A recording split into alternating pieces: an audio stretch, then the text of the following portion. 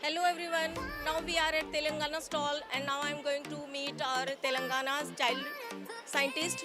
Please introduce yourself. What is your name, beta? My name is A. Rohitendra and he is my friend K. Sai Satvik.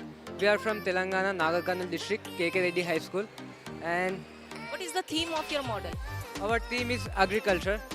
The theme is agriculture. Our product name is multi-purpose agricultural product.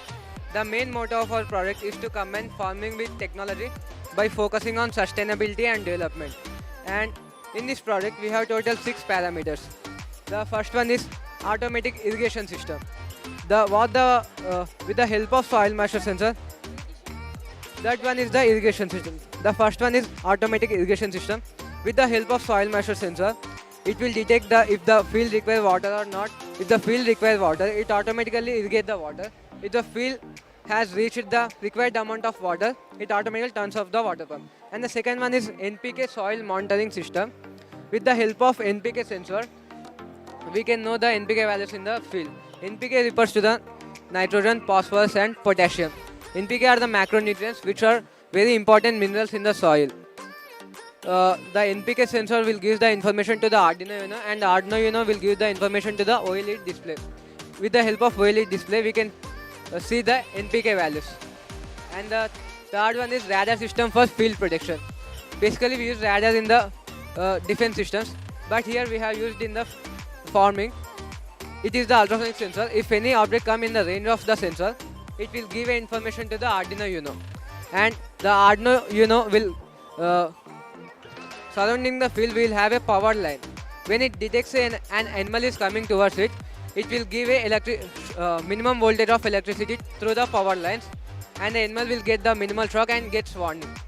And for all the system, we need some electricity to run. Here we have the solar tracker project. It will turn according to the direction of the sun and will take the maximum intensity of solar power and will convert the solar power to the electrical energy and will be stored in the batteries. Here we have a DC to AC converter. Due to the DC to AC converter, the DC current will be converted into the AC current. By this, the all system will be worked. And the fifth one is biofertilizer sprayer. Actually, the sprayers which are using now have to be carried on the shoulders and will be worked on the petrol and diesel. Here we are using solar power and there is no use to carry on the shoulders. The farmer can easily hold with the hand and can spray all over the field. And the sixth one is through this nozzle.